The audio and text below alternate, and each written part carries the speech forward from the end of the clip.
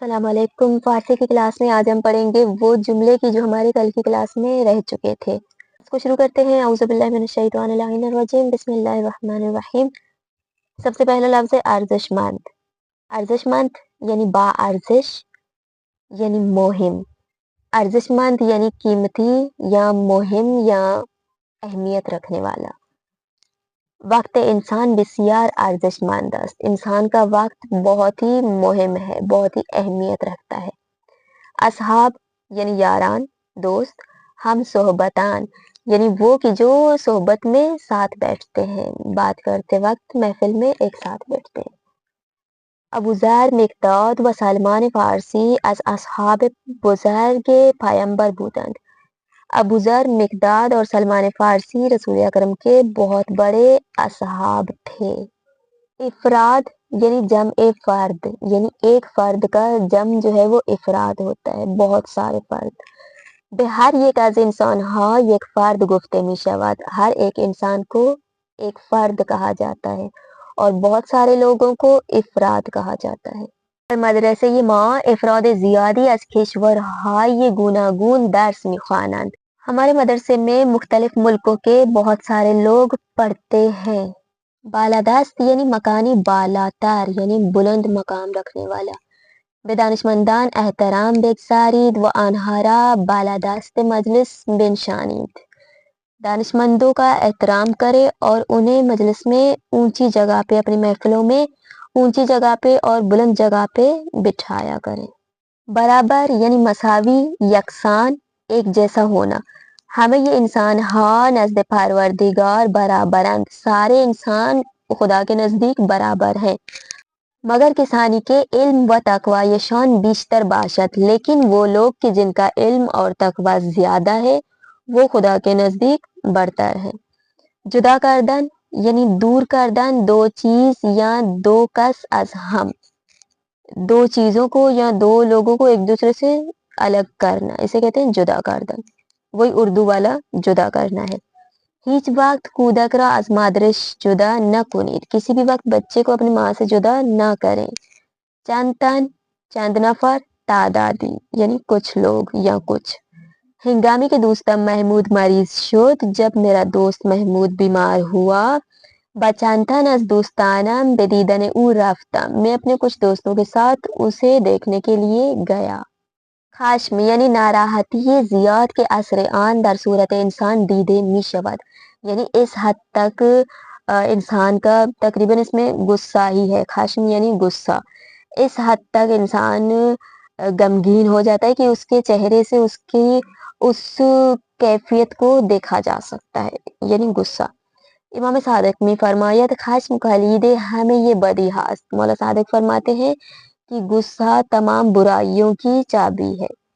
خوش روئی با لبخند بودن ہنگام برخورت با دیگران، خوش اخلاقی۔ خوش روئی یعنی کسی دوسروں کے ساتھ ملتے وقت مسکرانا یا خوش اخلاقی، اسے کہتے ہیں خوش روئی۔ استاد ہمیشہ با خوش روئی پاسخ شاگردانش را می دهد۔ استاد ہمیشہ خوش اخلاقی سے شاگردوں کے سوالوں کے جواب دیتے ہیں۔ رہنمود یعنی ہدایت یا رہنمائی۔ ما به رهنمودهای پیامبر و اہل بیتشان عمل می کنیم، ہم رسول اور ان کے اہل بیت کی رہنمائی پر، ان کے ہدایات پر عمل کرتے ہیں۔ عمل صالح یعنی کار خوب یا نیکی، اسے کہتے ہیں عمل صالح۔ کمک کردن به نیازمندان یک عمل صالح است، ضرورت مندوں کی مدد کرنا ایک عمل صالح ہے۔ فرا خواندن دعوت کردن یعنی کسی کو بلانا، دعوت دینا۔ پیامبران انسان ها را به پرستش خدا فرا می خوانند۔ پیامبر رسول جو ہیں وہ انسان کو خدا کی پرستش کی دعوت دیتے ہیں۔ فضیلت برتری یا برتر بودن یعنی فضیلت۔ علم و دانش همراه با عمل نشانه فضیلت و برتری انسان است۔ علم اور دانش عمل کے ساتھ ہو تو پھر یہ انسان کی فضیلت اور برتری کی نشانی ہے، علامت ہے۔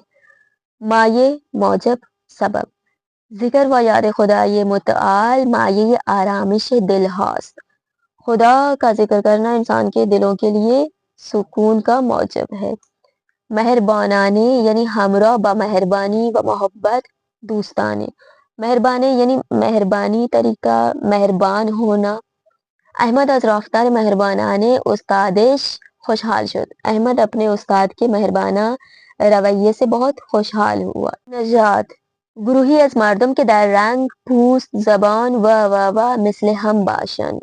نجات یعنی نسل کو کہتے ہیں، قوم کو کہتے ہیں، یعنی ایک ایسا گروپ انسانوں کا کہ جو رنگ پوست اور زبان میں ایک جیسے ہوں، یعنی قبیلہ، قوم، نسل. بیشتر ایرانی ہاں از نژاد زرد پوست و آرائی هستند. زیادہ تر ایرانیوں کی نسل زرد پوست اور آرائی ہے. وارد شدن یعنی داخل ہونا.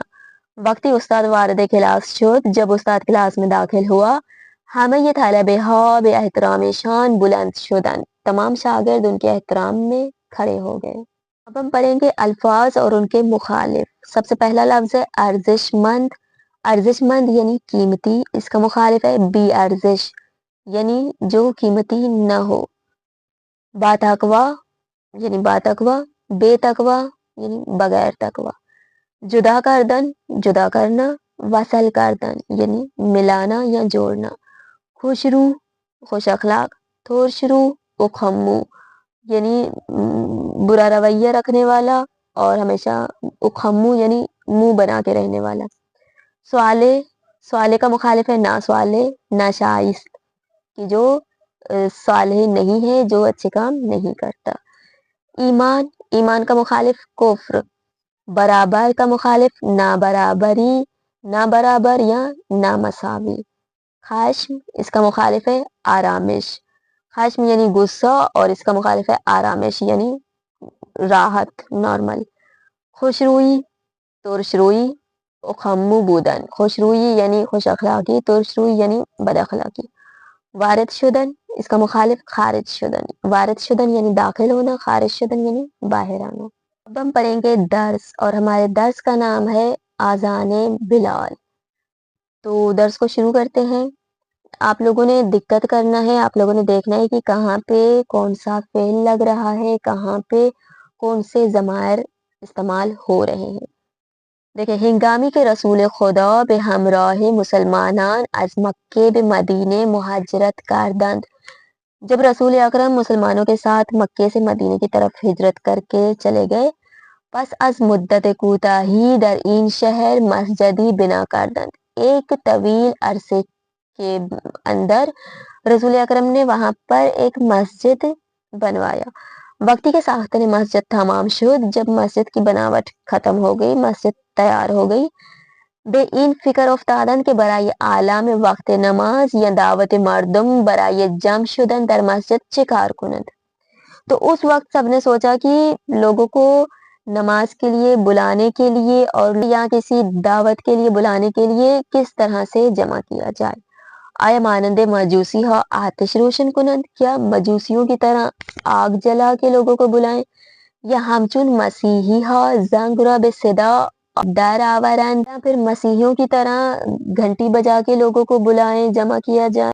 در چنین اوضاع و احوالی بود که جبرائیل امین از طرف پروردگار اذان را برای پیامبر فرو فرستاد.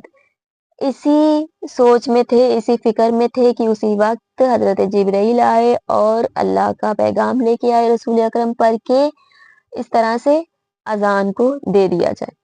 پیامبر بے علی فرمود، رسول اکرم نے مولا کائنات سے فرمایا اذان را بے بلال بیاموز، بلال کو اذان سکھاؤ.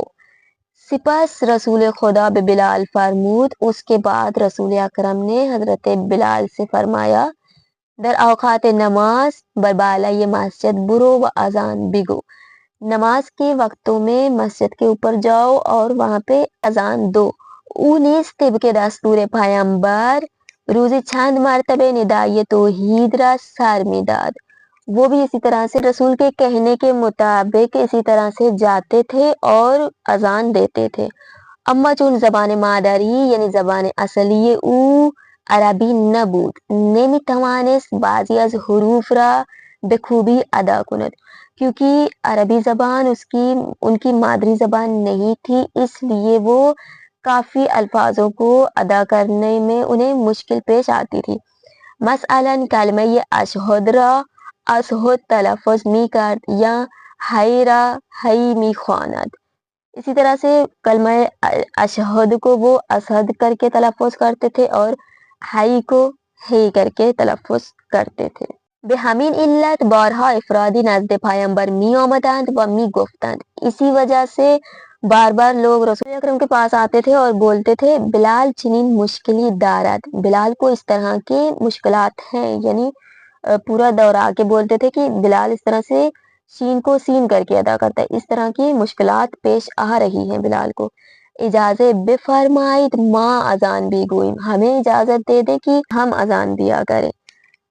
हजरत में फरमूद खैर, रसूल अकरम फरमाते थे नहीं, खैर यानी नहीं। खुदा मी फरमायत, खुदा वंदे मुताल फरमाता है मन सीन बिलाल रा जाये शीन मी पजीरम, मैं बिलाल के सीन को शीन की जगह पे कबूल कर लेता हूँ। चून इन कलमात अज जान पाक बिलाल बर नियामत, क्योंकि ये कलमात, ये अल्फाज, ये बिलाल की रूह से निकल रहे होते हैं। बिलाल सच्चे दिल से अजान दे रहा होता है। तो ये थी हमारी आज की क्लास। हमने अल्फाजो मुखालिफ पढ़े, जुमले पढ़े और आज़ान बिलाल पढ़ा। आज की क्लास के हवाले से कोई भी सवाल हो आप लोग पूछ सकते हैं, और मज़ीद अगर आप लोगों को आज की क्लास से कुछ सीखने को मिला है तो वीडियो को लाइक और चैनल को सब्सक्राइब ज़रूर कर दें। और आज के लिए अल्लाह हाफ़िज़।